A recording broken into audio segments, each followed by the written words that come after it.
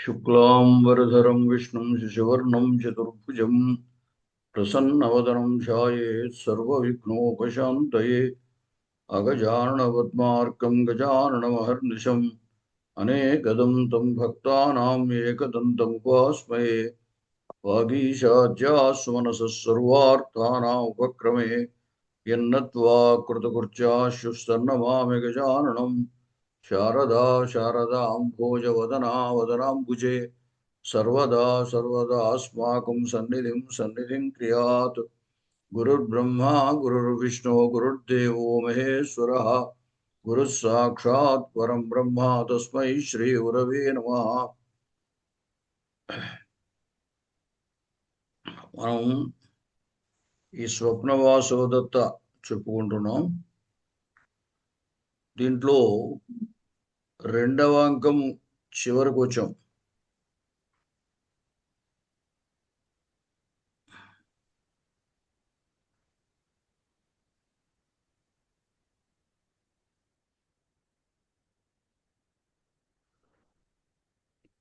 ఆ దాది వచ్చి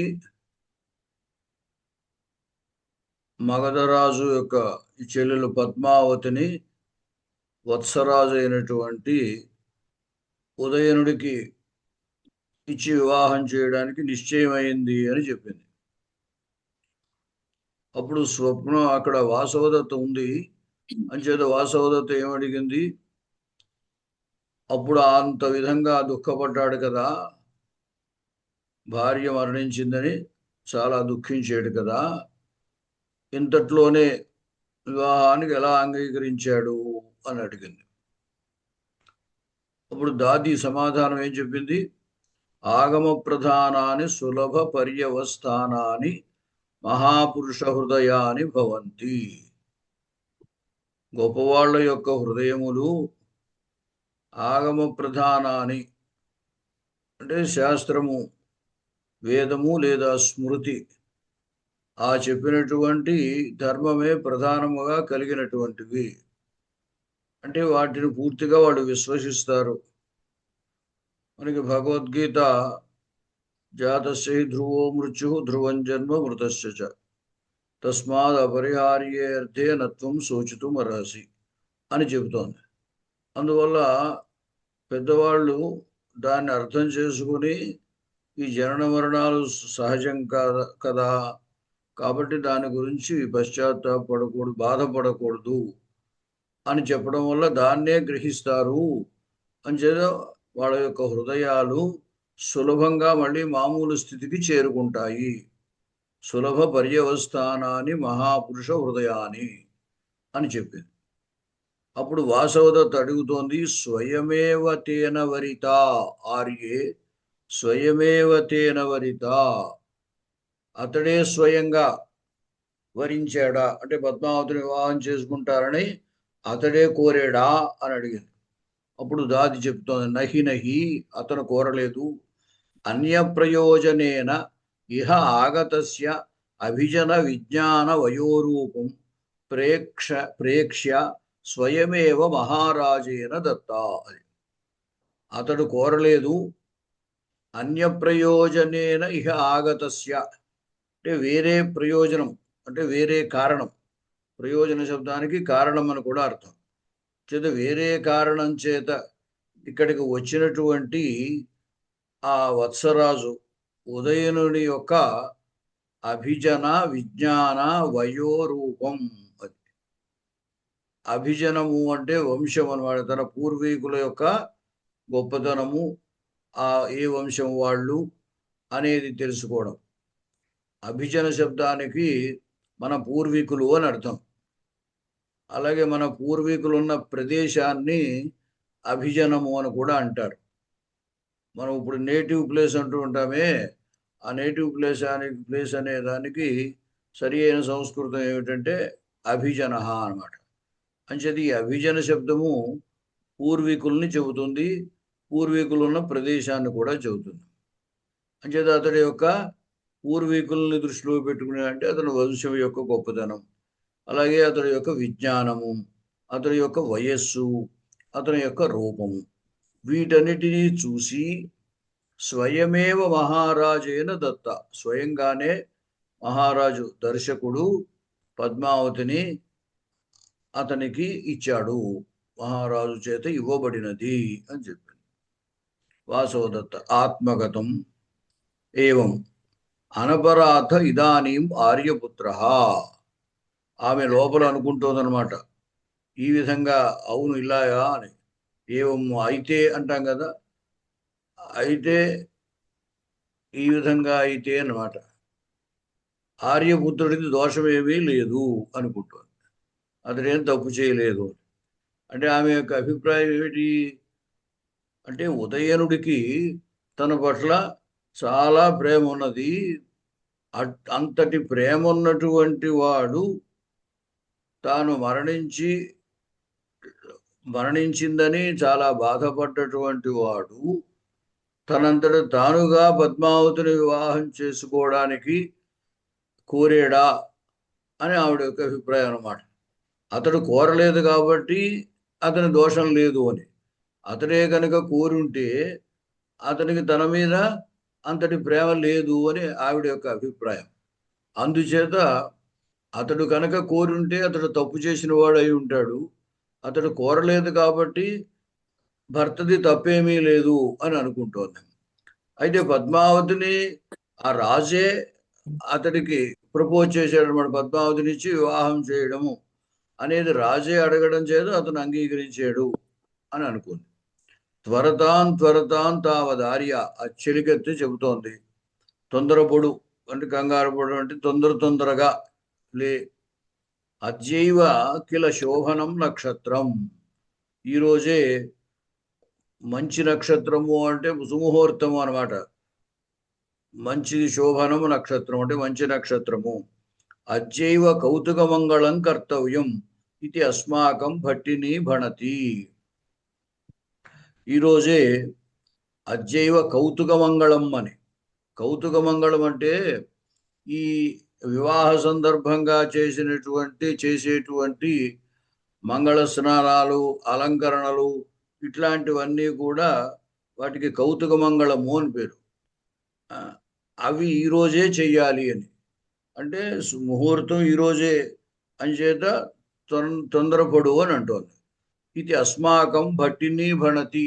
ఇక్కడ భట్టిని అంటే యజమానురాలు అనమాట. వీళ్ళ యొక్క యజమానురాలు ఆ రాజు యొక్క భార్య అవుతుందన్నమాట. ఆవిడికి దీంట్లో అసలు పాత్ర ఏమి లేదనుకోండి.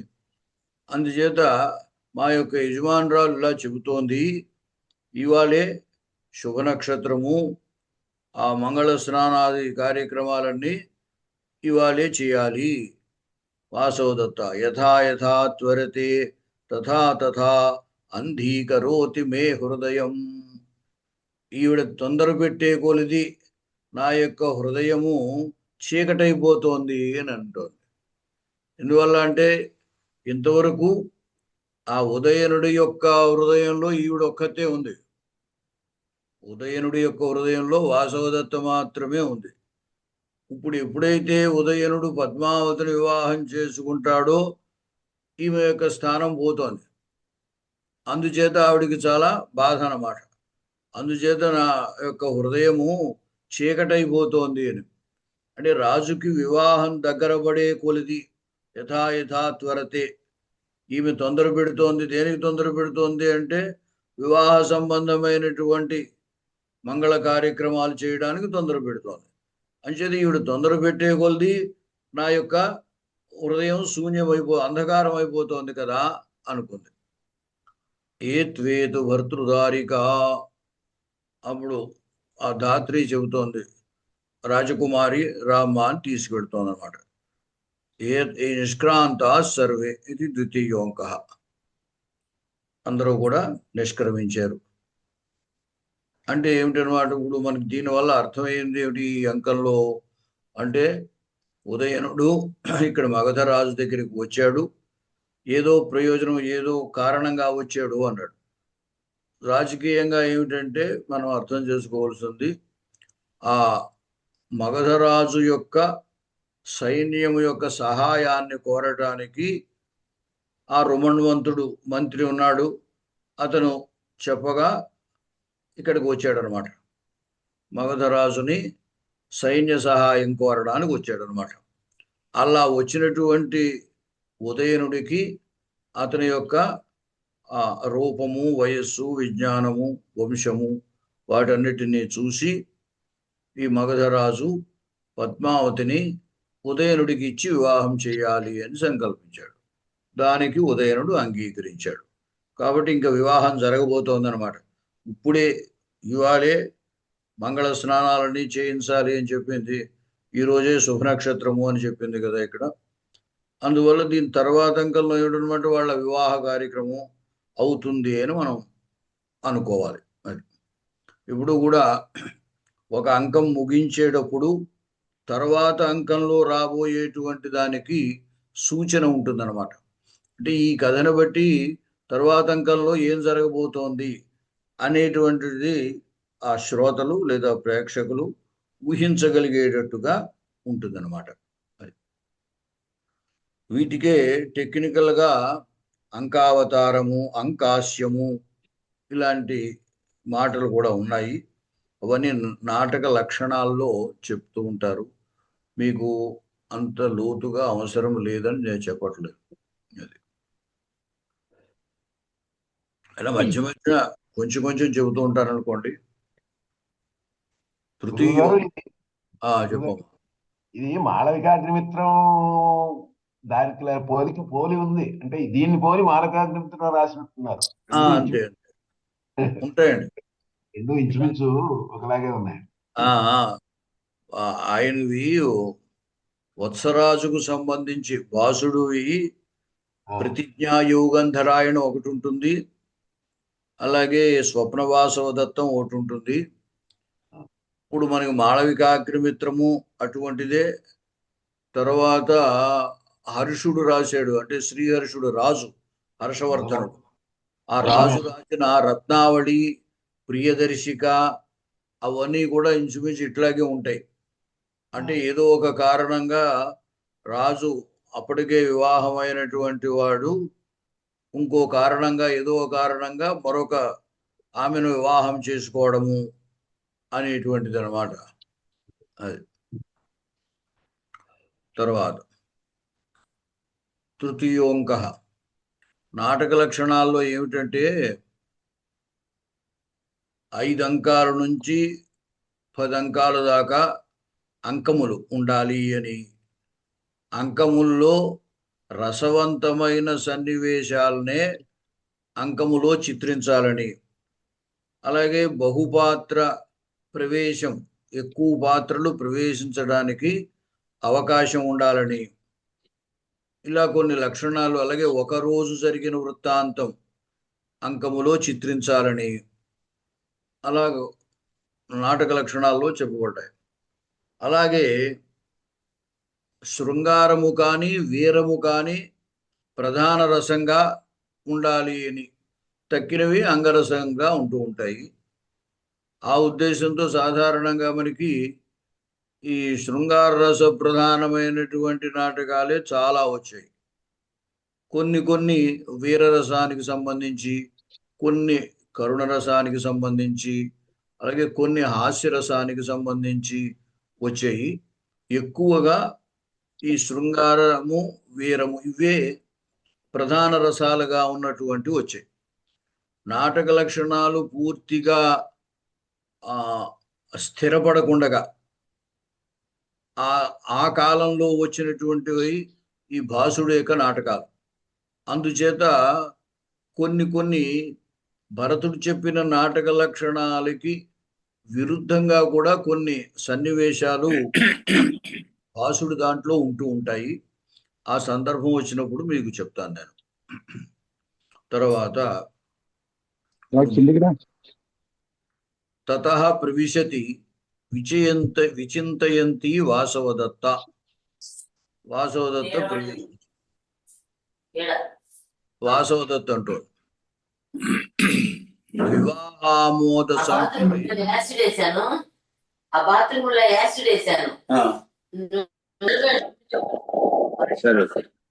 మాట్లాడకండి అమ్మా, మాట్లాడకండి. ఆ. వివాహామోద సంకులే అంతఃపుర చతుశాలే పరిత్యజ్య పద్మావతీం ఇహ ఆగతాస్మి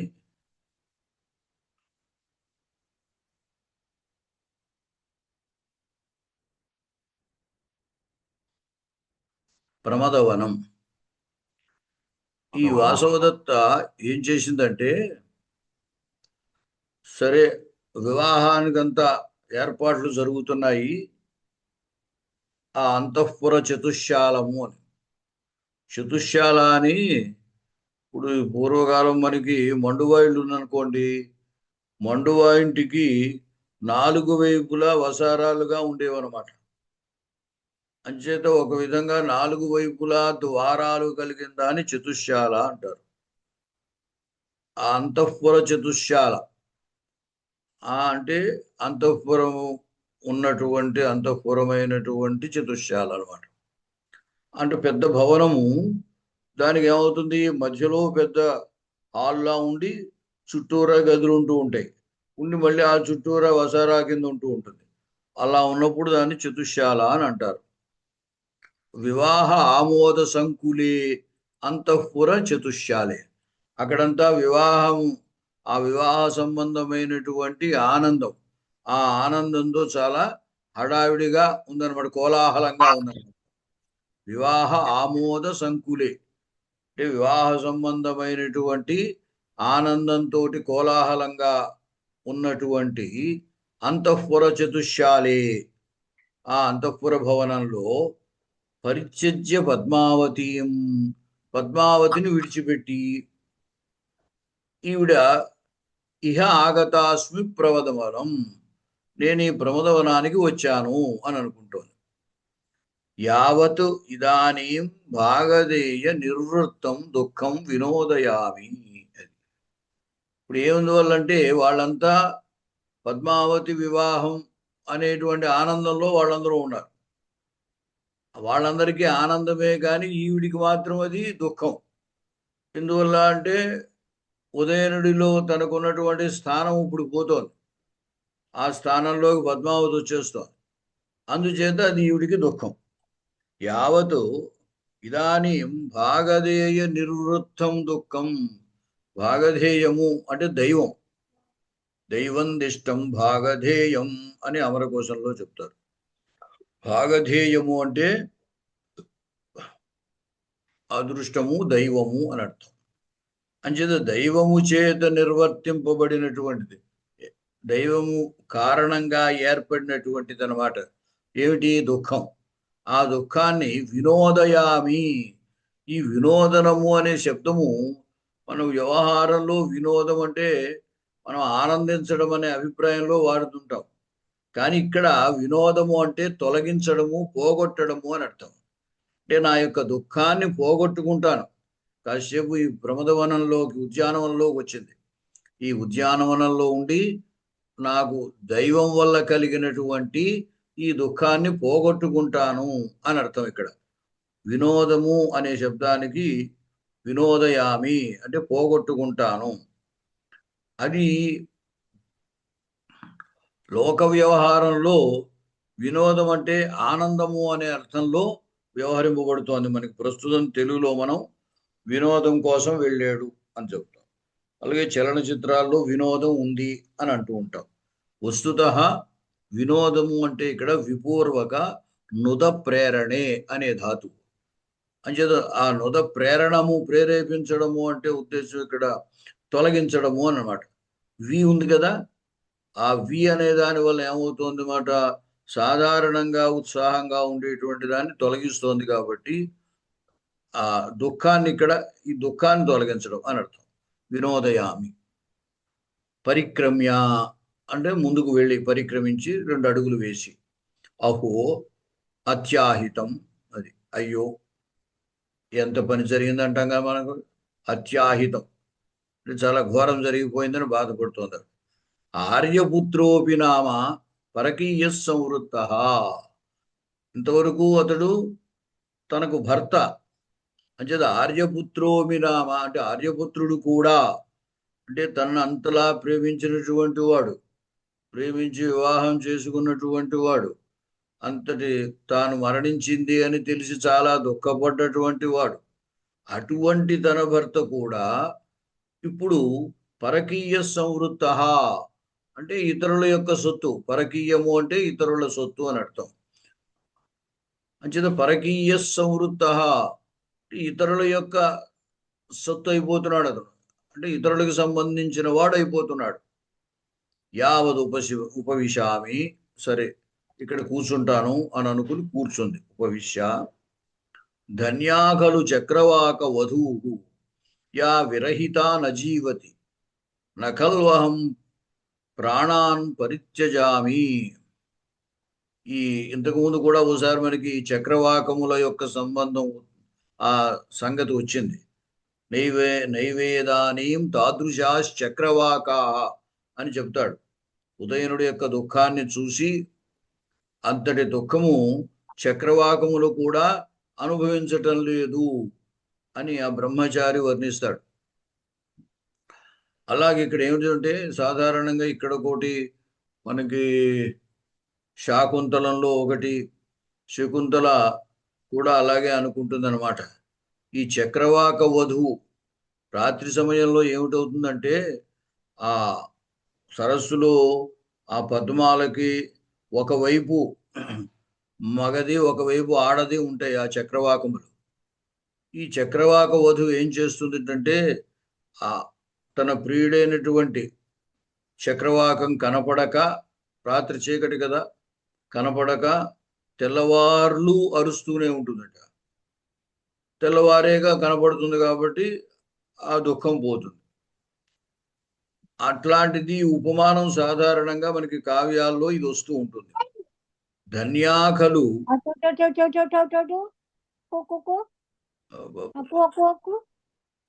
ధన్యాకలు చక్రవాక వధూహు యా విరహిత నజీవతి, అంటే తన యొక్క ప్రియుడి యొక్క విరహాన్ని తట్టుకోలేక అది మరణిస్తుంది కూడా ఒక్కొక్కప్పుడు ఈ చక్రవాక వధువు. అలా ప్రియుని విరహాన్ని తట్టుకోలేక మరణించేటువంటి ఆ చక్రవాక వధువు ధన్యురాలు కదా. ఎందువల్ల అంటే నఖల్వహం ప్రాణాన్ పరిత్యజామి, నేను అలాగా ప్రాణాలు విడిచిపెట్టలేకపోతున్నాను. ప్రియుడి విరహాన్ని పొందినటువంటి నేను, చక్రవాకము ప్రియుడి యొక్క విరహంతో మరణాన్ని కూడా పొందుతోంది, నేను అలాగా ప్రాణాలను విడిచిపెట్టలేకపోతున్నాను. అంటే ప్రియుని కోసమని ప్రాణాలు విడిచిపెట్టగలిగినంతటి ప్రేమ కలిగింది చక్రవాక వధువు అన్నమాట. అందువల్ల చక్రవాక వధువు ధన్యురాలు కదా అనుకుంది. ఆర్యపుత్రం పశ్యామి ఇత్యేతేన మనోరథేన జీవామి మందభాగా. అది ఈవిడ ప్రాణాలు వదిలిపెట్టకపోవడానికి కారణాన్ని ఇక్కడ ఆమె చెప్పుకుంటోంది. ఆర్యపుత్రం పశ్యామి ఇది ఏతేన మనోరథేన, ఆర్యపుత్రుని చూస్తాను కదా అనే కోరికతోటి మందభాగా జీవామి, ఇలాగా దురదృష్టవంతురాలినై ఇలా జీవిస్తున్నాను. ఆర్యపుత్రుడు ప్రస్తుతము తన వాడు కాదు, ఇంకా పద్మావతితో వివాహం అయిపోతోంది. అయినప్పటికీ పద్మావతి దగ్గరే ఈవిడ ఉన్నది కాబట్టి ఆర్యపుత్రుని చూస్తుంది. కాబట్టి చూస్తాను కదా అనే కోరిక చేత నేను జీవిస్తున్నాను, అదొకటి. అంతేకాదు వీళ్ళ యొక్క యోగంధరనాయుడి యొక్క ప్రణాళిక ప్రకారంగా ఏమిటి, పద్మావతి వివాహం అయిన తరువాత మళ్ళీ వాసవదత్తని ఉదయనుడికి అప్పగించడమే. అందుచేత తర్వాత ఎలాగా ఉదయనుడిని నేను చూస్తూనే ఉంటాను కదా అనేటువంటి ఉద్దేశం. అంటే మళ్ళీ ఉదయనుడి దగ్గరికే వెళతాను, ఉదయనుడిని చూస్తాను రాజుని, అందుచేత జీవించి ఉందన్నమాట. చూడనేమో అని ప్రియుడి యొక్క విరహంతో చక్రవాకము మరణించినట్లుగా తాను మరణించకపోవడము అనేది ఉన్నప్పటికీ ఆ మరణించకపోవడానికి కారణాన్ని సమర్థించుకుంటోందన్నమాట. మళ్ళీ ఆయన దగ్గరికే చేరతాను కదా, మళ్ళీ ఆర్యపుత్రుని చూస్తాను కదా అని దురదృష్టవంతురాలనై జీవిస్తున్నాను. దురదృష్టవంతురాలు అంటే ఏతావత్తు ఇప్పుడు జరిగేటువంటి ఈ కార్యక్రమంతో తన భర్త తనకు దూరం అయిపోతున్నాడు. తన స్థానంలోకి పద్మావతి వచ్చేస్తోంది. అంచేత దురదృష్టవంతురాలు అన్నమాట. తతః ప్రవిశతి పుష్పాణి గృహీత్వా చేటి.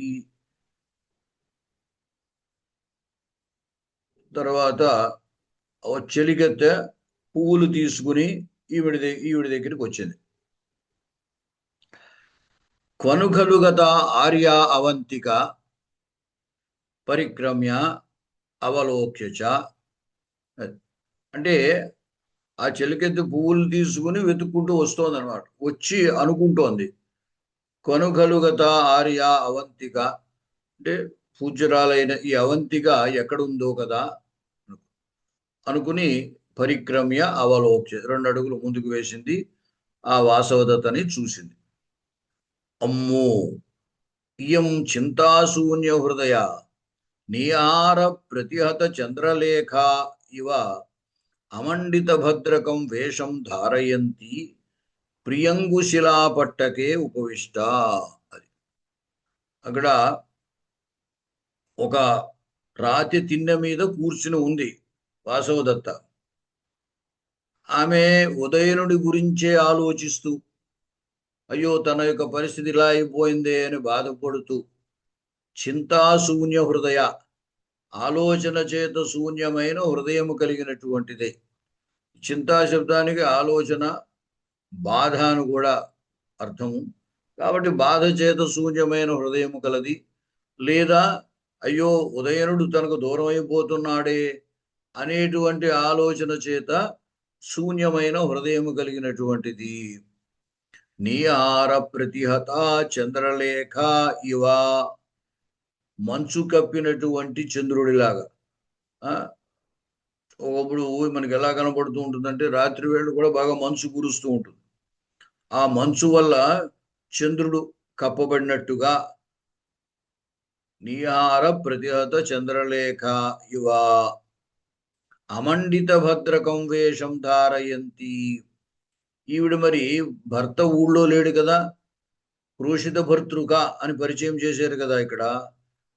అంచేత ప్రోషిత భర్తృక అయినటువంటి స్త్రీ అలంకారాలు చేసుకోకూడదు అని మనకి ధర్మశాస్త్రంలో చెప్పబడి ఉంది. అందువల్ల ఈవిడ తానేమి అలంకారాలు ఏమీ చేసుకోలేదన్నమాట ఈ వాసవదత్త. అంచేత అమండిత భద్రకం వేషం, అలంకారము లేకుండానే మంగళకరమైన, భద్రకం అంటే మంగళకరం, మంగళకరమైనటువంటి వేషాన్ని ధరించి ఉన్నటువంటిది. ప్రియంగుశిలా పట్టకే, ఆ ప్రియంగుశిల, అక్కడ ప్రియంగు వృక్షము అని ఉంటుంది, ఆ పువ్వులు పూసేటువంటి చెట్టు అది. ఆ చెట్టు దగ్గర ఉన్నటువంటి శిల, రాతి తిన్నె, దాని మీద కూర్చొని ఉందన్నమాట. ఉపవిష్ట, శిలా పట్టకం అన్నారు కదా, అంటే రాతి తిన్నె అన్నట్టు. యావత్ ఉపసర్పామి, వెంటనే ఆమెను సమీపిస్తాను. ఉపసృత్య, ఆ వాసవదత్త దగ్గరికి వచ్చింది ఈవిడ. అవంతికే కహ్కాలస్త్వామన్విష్యామి, అంటే అవంతిగా నిన్ను ఎంతసేపు వెతకను అని అంటుంది. కహ కాల త్వాం అన్విష్యామి, నిన్ను ఎంతసేపు.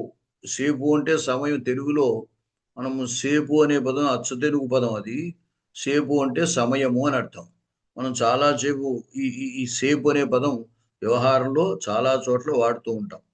కహ్కాల త్వాం అన్విష్యామి అంటే ఎంతసేపు నిన్ను వెతకను అనంది వాసవదత్త. కిన్నిమిత్తం, ఎందుకు నన్ను వెతకడం ఎందుకు, నా పనే ఉందని. అస్మాకం భట్టిని భణతి మహాకుల ప్రసూత శ్రద్ధ నిపుణ అవంతిక ఇది ఇమాం తావత్ కౌతుకమాలిక కుంభతు ఆర్య. మా యజమానురాలు ఏం చెబుతోంది అంటే, ఆ అవంతిక మహాకుల ప్రసూత అంటే గొప్ప వంశంలో జన్మించినటువంటిది. స్నిగ్ధ, అందరి పట్ల ప్రేమగా వ్యవహరించేటువంటిది, అంటే మృదు స్వభావము కలిగినటువంటిది. తర్వాత నిపుణ, నేర్పరితనం కలిగినటువంటిది. అటువంటిది ఆ అవంతిక. కాబట్టి ఈ కౌతుకమాలిక అంటే వివాహ సందర్భంగా వేసుకునేటువంటి పుష్పమాల అన్నమాట. ఆ వివాహంలో ఒకరికి ఒకరి పూలమాల వేయిస్తూ ఉంటారు. వధూవరులకి ఒకళ్ళ చేత ఒకళ్ళకి పూలమాల వేయిస్తూ ఉంటారు కదా. దాని కౌతుకమాల అంటే మంగళకరమైనటువంటి మాల అన్నమాట, పూలదండ అన్నమాట. అంచేత దాన్ని ఆ అవంతిక గుచ్చితే బాగుంటుంది అని మా యజమానురాలు అంది అని చెప్పారు. ఇమాం తావత్ కౌతుకమాలికాం గుంభతు. గుంభనము అంటే గుచ్చడం, పూలు గుచ్చుతాము అంటే గ్రథనం అని కూడా. గ్రథనం అంటే కూర్చడం అని. అంచేతే గ్రంథానికి మనం పుస్తకాన్ని గ్రంథం రాసామంటాం. ఈ గ్రంథం అనే పేరు ఎందుకు వచ్చిందంటే గ్రథనం. అక్కడ ఆయా అర్థాల్లో ఆయా భావాల్లో పదాలని కూర్చుతారు. ఆ పదాలు కూర్చడం వలన అది గ్రంథం అవుతోంది. అంతేకాకుండా మనం పైకి ఆ పేజీల్ని కూర్చడం కూడా ఉంది. ఆధునిక కాలంలో మనం దాన్ని ప్రింట్ చేసి పేజీలన్నీ కలిపి బైండ్ చేస్తాం కదా. అక్కడ పేజీలు కూర్చుతున్నాం కదా, అందువల్ల కూడా గ్రథనం అవుతుంది అనమాట. ఇక్కడ పువ్వులు గుచ్చడం అంటారు కదా, ఆ గుచ్చడాన్ని గుంఫనము అని అంటారు.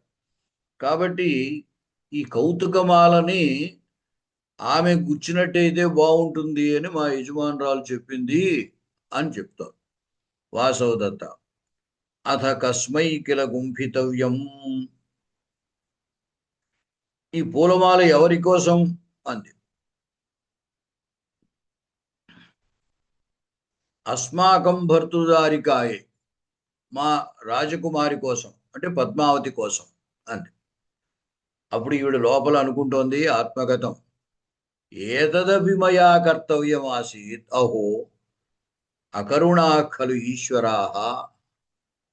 ఈవిడ మరి ఇక్కడ ఆ పద్మావతి దగ్గర ఆవిడ యొక్క రక్షణలో ఉంది. ఇప్పుడు పద్మావతికి వివాహం, ఎవరితోటి వివాహం? తన భర్తతోటే పద్మావతికి వివాహం. అంటే ఆమె సవతి అవుతుంది కదా. అయ్యో, ఈ పని కూడా నేను చేయాల్సి వస్తుంది. అసలు పద్మావతికి ఉదయనుడితో వివాహం అవడమే తనకు చాలా బాధాకరంగా ఉంటుంది. వివాహం జరిగిపోతోంది అంటే తన యొక్క స్థానం అంతా కూడా ఆమె ఆక్రమించేస్తుంది అని చెప్పి చాలా బాధగా ఉంది ఆవిడకి. అటువంటి పరిస్థితుల్లో వివాహానికి సంబంధించినటువంటి పద్మావతి ధరించేటువంటి పూలమాల కూడా ఈవిడే కట్టాలి అని చెప్పారు. అంచేత అది ఇంకా బాధగా ఉందన్నమాట. ఏతదపి మయా కర్తవ్యమాసి అంటే ఏతదపి అనడం ఉద్దేశం అన్నమాట. ఇది కూడా నా చేత చేయబడవలసి వచ్చిందే, అంటే నేను చేయాల్సి వచ్చిందే.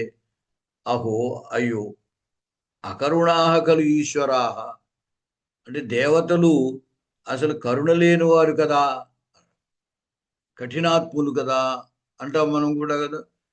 మరి కష్టం వచ్చినప్పుడు ఏమనుకుంటూ ఉంటామంటే అసలు ఆ దైవానికి నా మీద జాలి లేదు, కరుణ లేదు అని అనుకుంటూ ఉంటాం. అలాగా ఈ పని కూడా తాను చేయాల్సి రావడం చేత ఆమె ఆ విధంగా అనుకుంటోందన్నమాట. అకరుణాహ కలు ఈశ్వరాహ, దేవతలు అకరుణాహ కలు అంటే కరుణ లేని వారు కదా. చెలికత్తె ఆర్యే మా ఇదానీం అన్యత్ చింతయిత్వా అంటే ఈవిడ లోపల అనుకుంటోంది కదా. కాబట్టి ఆ చెలికత్తె అంటోంది, నువ్వు ఏదో ఆలోచిస్తూ ఉండకు, ఇప్పుడు ఇంక మిగతా ఆలోచనలన్నీ విడిచిపెట్టాయి. ఆర్యే మా ఇదానీం అన్యత్ చింతయిత్వ. ఈ మా అనేది నిషేధార్థకం సంస్కృతంలో ఒకటి. నా అనేది సాధారణంగా ప్రసిద్ధమైనదే, నా అనేది. ఈ మా అనేది కూడా ఉన్నది, ఇది నిషేధార్థకం అనమాట. అంటే చింతయిత్వా అన్యత్ చింతయిత్వా మా అని అంటే నువ్వు మరోటి ఆలోచిస్తూ ఉండవద్దు. ఈ పక్కన క్రియాపదం ఏమీ లేదనుకోండి, అధ్యాహారంగా తెచ్చుకోవాలన్నమాట. ఆసీహి. ఎప్పుడు కూడా అంటే చిన్న ఇక్కడ వ్యాకరణ విషయం చిన్న చెప్తాను. భూతకాలంలో మనం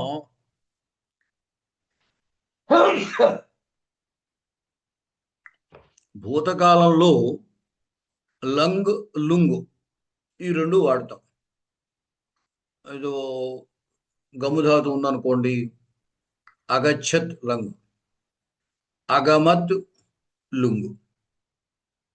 భూధాతు ఉందనుకోండి, అభవత్ లంగు, అభూత్ లుంగు. ఈ మా అనే నిషేధార్థకం వాడినప్పుడు భూతకాలంలో వచ్చే అడాగమము అంటాం. మీకు భూతకాల క్రియలు నేర్పినప్పుడు ధాతువుకి ముందు ఆ వస్తుంది అని మీకు చెప్పాం కదా. అలాగా ఈ భూతకాలంలో వచ్చేటువంటి ఈ అడాగము ఆ అనేటువంటిది మా వాడినప్పుడు రాదు. నమాంగ్ యోగే అని ఒక పాణినీయ సూత్రం. అందువల్ల మాంగ్ అంటే నిషేధార్థకమైన మా అనేది అనమాట. అది వాడినప్పుడు ధాతువుకి భూతకాలంలో వచ్చే అడాగము, కొన్ని అజాది ధాతువులకైతే ఆడాగమం వస్తుంది.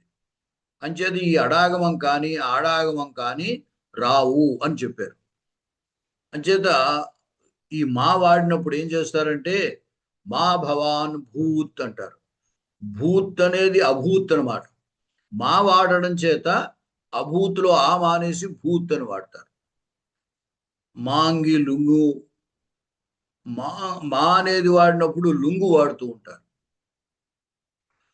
ఇప్పుడు ఈ అసధాతు ఉండుట అనే ధాతు ఉందనుకోండి, దీనికి లంగమో ఆసీత్, లుంగు అభూత్ అనే అవుతుంది అసధాతు కూడా. అంచేది ఇక్కడ అన్యత్ చింతయిత్వా మా మధ్యమ పురుష అభూహు, ఈ అభూహులో ఆ మానేయాలి. మా భూహు, మా భూహు అని వాడతారు. ప్రథమ పురుష అయితే మా భూత్, అలా జరగకూడదు, ఇలా జరగకుండా ఉండుగాక అని మనం చెప్తాం. ఎప్పుడైనా చదువుతాం అనుకోండి, అప్పుడు మా భూత్ అంటారు. మా భూత్ అంటే అలా జరగకూడదు, ఇలా వెళ్ళకూడదు, ఇలా చేయకూడదు అనేటువంటి సందర్భంలో వాడుతూ ఉంటారు అన్నమాట. ఇక్కడ ఆ మధ్యమ పురుష కాబట్టి మా భూహు, అన్యచింతయిత్వా మా భూహు అనమాట. మరోటి ఆలోచిస్తూ ఉండకు. భూతకాలం కదండి ఇది, భూతకాలం కదా, ఆ భూతకాలం కదండి. ఇక్కడ కాలంతో లెక్కలేదు. అది అలా ఉండకూడదు కాక అంటే అంతే అంతే. ఇక్కడ కాలంతో సంబంధం లేదు. ఈ మాంగ్ అనేది వాడినప్పుడు లుంగు వాడతారు. అంతే. అది సరే.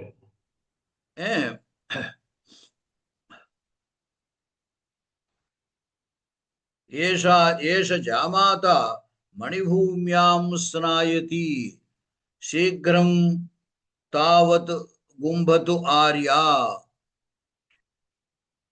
అప్పుడే అల్లుడు గారు స్నానం చేస్తున్నాడు. ఏష జామాత మణిభూమ్యాము స్నాయతి. స్నాయతి అని ప్రయోగించారు. ఎందువల్ల? కేవలం స్నాతి కాకుండా స్నాయతి. ఆయనకి మరి వేరే తలంటు పోయడాలు అట్లాంటి కార్యక్రమాలన్నీ చేస్తారు కదా పరిచారకులు. అంచేత జామాత స్నానం చేయిస్తున్నాడంటే, స్నానం చేస్తున్నాడు అంటే ఆయనకి స్నానం చేయిస్తున్నారు అన్నమాట. శీఘ్రం తావతు గుంభతు ఆర్య, నీవు తొందరగా ఈ పూలమాల కట్టు. శీఘ్రం తావతు తొందరగా, గుంభతు ఆర్య, ఆర్య పూజ్యురాలు అని అర్థం అనుకోండి. గుంభతు అంటే గుచ్చుగాక, ఈ పూలమాల కట్టుగాక అని.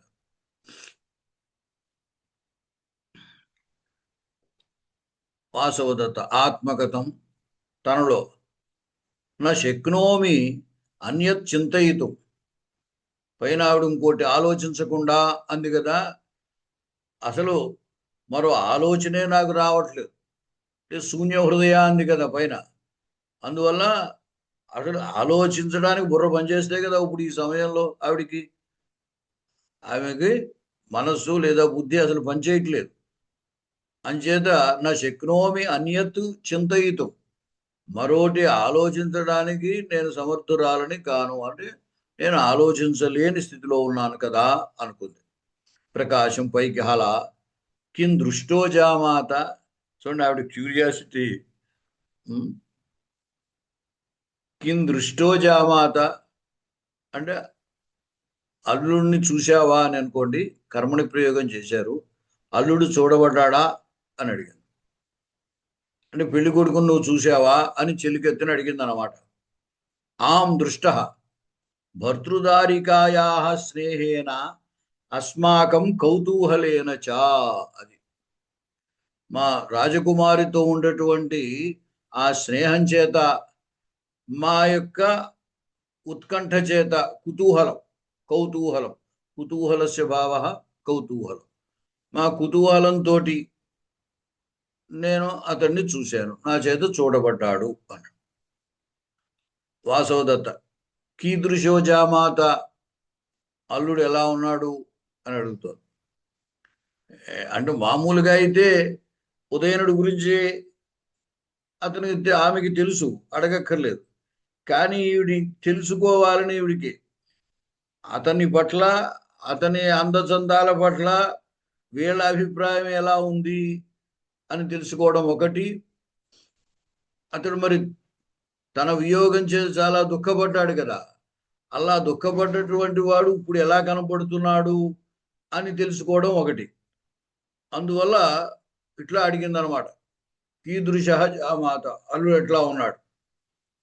ఆర్యే భణామి తావత్ నేదృశో దృష్టపూర్వ. నేను చెబుతున్నాను చూడు, ఇటువంటి వాడిని నేను ఎప్పుడూ చూడలేదు. ఈదృశ, ఇటువంటి వాడు, నా దృష్టపూర్వ, నా చేతించకు ఇంతకు ముందు ఎప్పుడు కూడా చూడబడలేదు. అంటే అంత అందంగా ఉన్నాడు అని తాత్పర్యం. అలా అడిగినా ఈవిడికి ఇంకా సరిపోలేదు అలా చెప్పడం. చెలికెత్తే భణామి తావతు నా ఈదృశ దృష్టపూర్వ,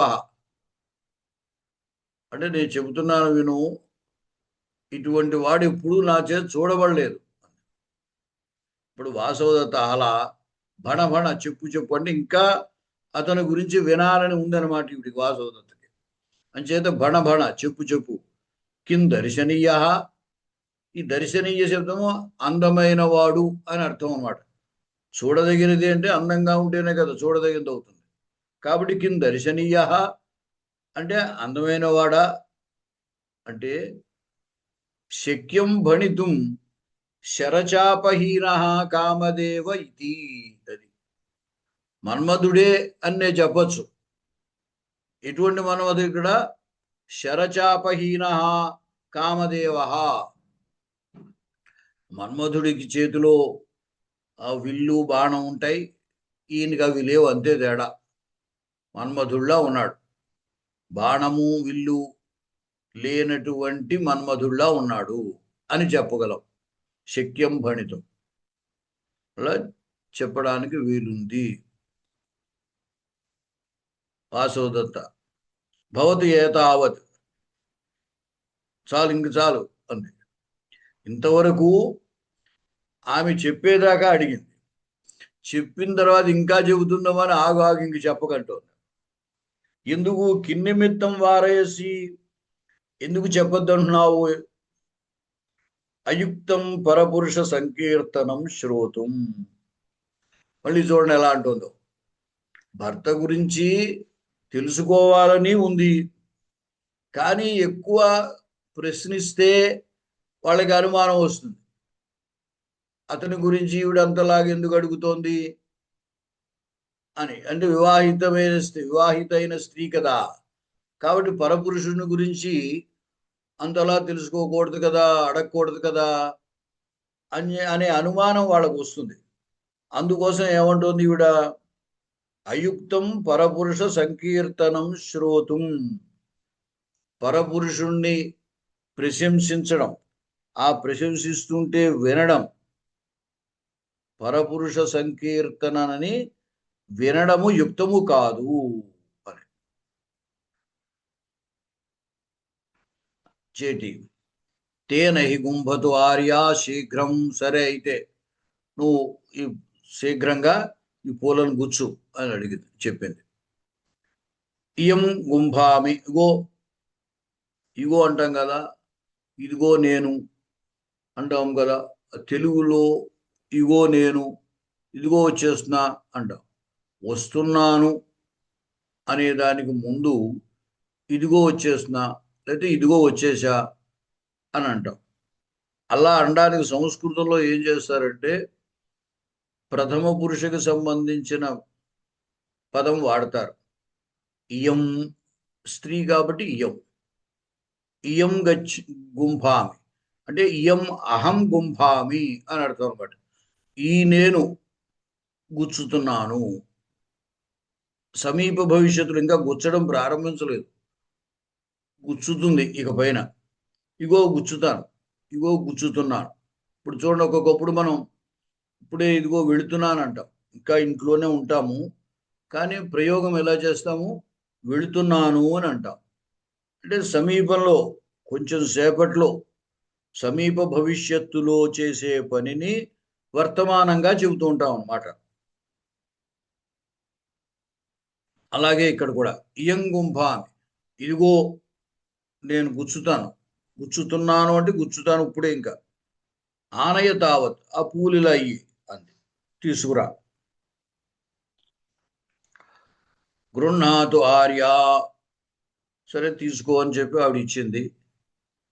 వర్ణయిత్వా విలోక్య, ఒక ఆ పువ్వుల వరుసకు గుచ్చుతోంది, గుచ్చుతూ ఒక పువ్వు తీసుకుని దాన్ని చూసి, వర్ణయిత్వ అంటే దాన్ని బాగా విమర్శగా సూక్ష్మంగా చూసి అని అర్థం. ఇదంతావదౌషధం కిన్నామా అంటే ఈ పువ్వు ఏమిటి అని. ఈ ఔషధం అనే మాట మనం మందు అనే అర్థంలో లోక వ్యవహారంలో ఉన్నది. దానికి అర్థం కరెక్టే. ఓషధి అనే శబ్దానికి చెట్టు అని అర్థం, వృక్షములు. అంచేత మందులన్నీ కూడా వృక్షములకు సంబంధించే ఉంటాయి, వాటి నుండే ఏర్పడ్డటువంటివి. అందుచేత ఔషధం అనే మాట మందులకి సమంజసమైనదే. ఇక్కడ చెట్టు నుండి వచ్చినటువంటి పత్రములు కానీ పువ్వులు కానీ వాటిని కూడా ఔషధం అని అనొచ్చు అనమాట. ఈ పదముల్లో ఏమిటంటే మీకు ఇంతకు ముందు కూడా ఏమైనా చెప్పుంటే ఉండొచ్చు. పదములో అర్థాన్ని చెప్పేటువంటి సందర్భాల్లో కొన్ని రూఢములైన పదములు ఉంటాయి. అంటే ఏమిటి, ఫలానా అర్థమునందు ఫిక్స్ అయిపోయి ఉంటాయి, రూఢి అర్థము అంటాం. దానికి ఆ అర్థం ఎలా వచ్చింది అని ప్రశ్నిస్తే సమాధానం ఏమి ఉండదు.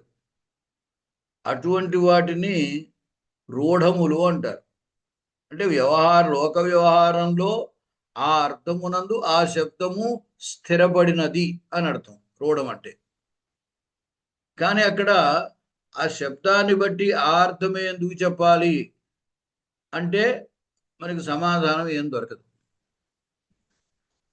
అటువంటి వాటికి రూఢములు అని, ఆ అర్థాన్ని రూఢ్యర్థమని అంటూ ఉంటారు. కొన్ని పదాలు యౌగికములు అని ఉంటాయి. అంటే యోగము అంటే ప్రకృతి ప్రత్యయముల యొక్క కలయిక, యోగం.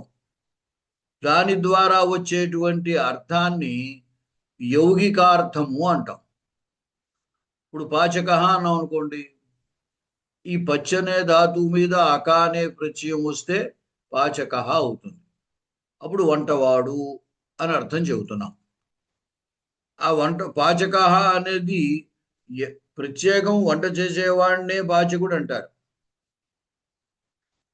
అది యోగార్థం వల్ల వచ్చిన అర్థం అన్నమాట.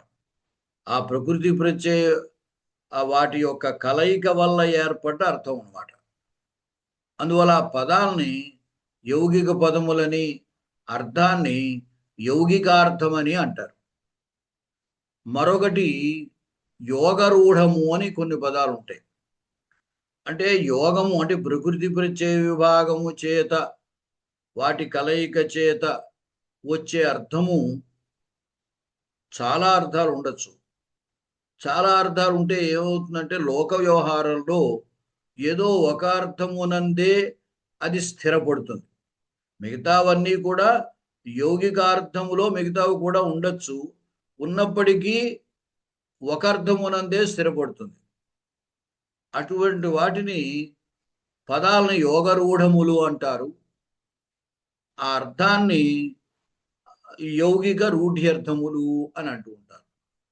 ఎలాగంటే పంకజం అన్నాం అనుకోండి, నీరజం అన్నాం అనుకోండి, నీటి నుండి పుట్టినది పద్మము అని. నీరజ శబ్దము లోక వ్యవహారములో, కావ్యాల్లో, సాహిత్యంలో, లోక వ్యవహారంలో పంకజమన్నా నీరజమన్నా పద్మము అని అర్థం చెప్పేస్తున్నాం. కానీ నీటి నుండి పుట్టేవి ఇంకా ఏమైనా కూడా ఉండొచ్చు, కేవలం పద్మాలే అక్కర్లేదు. అలాగే బురద నుండి పుట్టేవి ఇంకా ఉండొచ్చు, అంటే చిన్న చిన్న బురదలోంచి ఏదైనా వానపాములు, లేకపోతే పురుగులు, నత్తగొల్లలో, ఇలా రకరకాలు ఇవన్నీ కూడా బురదలోంచే పుడతాయి. కానీ పంకజ శబ్దానికి పద్మము అనే అర్థమే చెబుతారు. ఎక్కడైనా ఈ 2 అర్థాలు కావ్యాలు, 3 అర్థాలు కావ్యాలు రాశారు మన వాళ్ళు సంస్కృతంలో, తెలుగులో కూడా ఉన్నాయనుకోండి, ద్వ్యర్థము అని, త్యర్థము అని. అటువంటి చోట అయితే ఈ 2 అర్థాలు తీసుకుంటూ ఉంటారు. కానీ లోక వ్యవహారంలో సాధారణమైనటువంటి ప్రయోగంలో, సాహిత్యంలో కూడా పంకజం అంటే పద్మం అనే అర్థమే చెబుతారు. అంచేత ఆ పదాలకు ఏమని పేరంటే యోగరూఢములు అని పేరు అనమాట. మరొక రకం ఉందనుకోండి, అది పెద్దగా ప్రసిద్ధి కాదు, యౌగిక రూఢము అని. అంటే ఒక పదానికి ఆ సందర్భంలో యోగార్థాన్ని తీసుకుంటారు, రూఢ్యర్థాన్ని తీసుకుంటారు. వాటికి యౌగిక రూఢములు అని అంటారు. ఉద్భిత్ అనేటువంటి ఒక పదం ఉంది. ఉద్భిత్ అంటే అంకురం. మనం విత్తనం వేస్తే ఆ విత్తనాన్ని చీల్చుకుని పైకి అంకురం వస్తుంది, మొలక వస్తుంది. ఉత్భిత్, అక్కడ ఆ శబ్దంలోనే దాని అర్థం మనకి తెలుస్తుంది. ఉత్ అంటే ఊర్ధ్వముగా పైకి, భిత్ భేదించుకుని వచ్చేది, ఆ చీల్చుకుని పైకి వస్తుంది. అంచేత ఉద్భిత్ అంటే అంకురం, మొలక అని అర్థం. వైదిక వాంగ్మయంలో యజ్ఞయాగాదుల్లో ఒక యజ్ఞానికి ఉద్భిత్ అనేటువంటి పేరుంది. అక్కడ ఈ యౌగికమైన అర్థం సరిపోదు, కేవలము ఉద్భిత్ అనేది ఆ యాగం పేరు, అంచేత రూఢి అర్థమే. అంచేత ఒకే పదము ఒక సందర్భంలో యౌగికంగాను, మరొక సందర్భంలో రూఢముగాను గ్రహించడం కూడా ఉంటుందన్నమాట. ఇలా మొత్తము భాషలో ఉన్న శబ్దజాలము అర్థాన్ని చెప్పేటప్పుడు రూఢ్యా అర్థం చెప్పడం, యోగము చేత అర్థం చెప్పడం, అలాగే యోగార్థం ఉన్నా వాటిల్లో మళ్ళీ రూఢ్యా ఒకే అర్థాన్ని చెప్పడం. నాలుగవది, ఒక సందర్భంలో యౌగికము, ఒక సందర్భంలో రూఢ్యర్థము చెప్పడం. ఇట్లాగా 4 రకములైనటువంటి పదములు లేదా 4 విధాలుగా అర్థాన్ని చెప్పడము అనేది ఉంటుందన్నమాట. సరే, ఇంతకీ ఇదంతా ఎందుకు చెప్పాను అంటే, ఈ ఔషధ అనే శబ్దము సాధారణ వ్యవహారంలో మందు అనే అర్థంలో వాడుతున్నాం. అంటే పంకజం అంటే పద్మము అని చెప్పినట్టుగా ఇక్కడ ఈ ఔషధ శబ్దాన్ని ఆ మొక్కకు సంబంధించిన పువ్వు అవ్వచ్చు లేదా పత్రం అవ్వచ్చు. అంటే పూలమాల కట్టేటప్పుడు పువ్వులు కడుతుంటారు, మధ్య మధ్యన కొన్ని పత్రములు కూడా వేసి కడుతూ ఉంటారు. మన వాడు ఇప్పుడు మాచపత్రి అని ఒకటి ఉంటుంది కదా, అది పువ్వుల మధ్యలో వేసి కడుతూ ఉంటారు. అలాగనమాట. ఇప్పుడు ఇక్కడ ఇంతకీ ఈవిడ ఆ ఔషధాన్ని చూసి అడుగుతోందనమాట. ఇదంతావదౌషధం కిన్నామా అంటే అంతకుముందు ఆవిడ చూసి ఉండకపోవచ్చు, కాబట్టి ఇది ఈ ఔషధం పేరేమిటి, ఇది ఎందుకోసము అని అడిగింది. అవిధవాకరణం నామ, దానికి అవిధవాకరణము అంటే పుణ్యస్త్రీత్వాన్ని కలగజేసేది. ముత్తైదువుత ఐదవతనం అంటారు కదా, అవిధవాకరణం అంటే అది తెలుగులో ఆ ఐదవతనాన్ని కలిగించేది అని చెప్పి. ఆత్మగతం. ఇదం బహుశః గుంఫితవ్యం మమ చ పద్మావత్యాశ్చ, అది ఈ పత్రాలు లేదా ఈ ఔషధం ఎక్కువగా వేయచ్చు. బహుశః గుంఫితవ్యం అంటే బాగా కూర్చాల్సినవే, అది నాకు పద్మావతికి కూడా అవసరమే ఈ ఐదవతనం అనేటువంటిది అనుకుంది. ప్రకాశం పైకి ఇదంతావదౌషధం కిన్నామా మరొక పత్రాన్ని తీసి ఈ పత్రం ఏమిటి అని అడిగింది. అడిగితే సపత్ని మర్దనం నామా అని చెప్పాడు. అంటే సవతిని అణిచిపెట్టేది. సపత్ని మర్దనం, సపత్ని అంటే సవతే అని అర్థం. సపత్ని శబ్దానికి ఇంకా అర్థాలు ఉన్నాయి.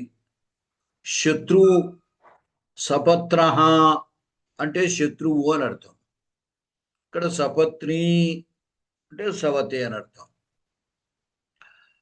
ఆ సవతిని మర్దనం చేసేదంటే అణిచిపెట్టేది. అటువంటి లక్షణం కలిగినటువంటి ఔషధం అన్నమాట అది. అప్పుడు వాసవదత్ అనుకుంటోంది, ఏదన్నా గుంభితవ్యం, ఇది వద్దు అంది. అంటే వెంటనే చెలిగెత్తి అడిగింది, కస్మాత్ ఎందుకు అంటే ఉపరతాతస్య భార్య తన్నిష్ప్రయోజనం, అతని భార్య మరణించింది కదా, ఇంకా దీన్ని సవతి లేనే లేదు కదా. సవతి ఉంటే సవతిని మర్దించేటువంటి అణచిపెట్టేటువంటి ఈ పత్రం అవసరం. ఆమె మరణించింది కదా వాసవదత్త, అంచేత మరణించినప్పుడు దానికి అవసరం లేదు కదా అని అంది అనమాట. తన మనస్సులో అభిప్రాయం ఏమిటి, పద్మావతికి సవతి తానే అవుతుంది. అంచేత ఆ పత్రము ఆ ఔషధం కనుక చేర్చినట్లయితే ఆ పద్మావతి తన మీద పై చేయి సాధిస్తుంది. అందుకోసం ఇది అక్కర్లేదు అని అనుకుందనమాట. చేటి త్వరతాం ఆర్య ఏష జయమాత అవిధవాభి అభ్యంతర చతుశాలం ప్రవేశ్యతే. నువ్వు తొందరగా కట్టుది పూలమాల, అప్పుడే ఈయన అల్లుడు ఏష జామాత అవిధవాభి. ఈ అవిధవా శబ్దాన్ని పుణ్యస్త్రీలు, ముత్తైదువులు అని అర్థం దానికి. ఆ ముత్తైదువులతోటి అభ్యంతర చతుశాలం, ఈ చతుశాలలోకి ప్రవేశపెట్టబడుతున్నాడు, తీసుకురాబడుతున్నాడు. అయి వదామి గృహాణ ఏతతు, ఇదిగో తీసేసుకో అయిపోయింది అని అంటోంది. శోభనం ఆర్యే గచ్చామి తావద అహం, బాగుంది సరే అయితే గచ్చామి తావత, నేను వెళతాను అని. ఇది నిష్క్రాంత అని నిష్క్రమించిందన్నమాట. అప్పుడు వాసవదత్త బాధపడుతోంది. గతైష, ఈవిడ వెళ్ళింది. అహో అత్యాహితం, ఇప్పుడు ఏమిటి వివాహం జరిగిపోతోంది. అంచేత ఆ సమయం దగ్గర పడే కొలది ఈవిడికి కొంచెం బాధ ఎక్కువ అవుతుంది అనమాట. అహో అత్యాహితం, ఎంత ఘోరం జరుగుతోంది, ఎంత ప్రమాదం జరిగిపోతోంది అని. ఆర్యపుత్రోపి నామ పరకీయ సంవృత్త, తన భర్తే ఇప్పుడు తనకి ఇతరుడైపోతున్నాడు. అహమపి శయ్యాయాం మమ దుఃఖం వినోదయామి ఇది నిద్రాన్ లభే.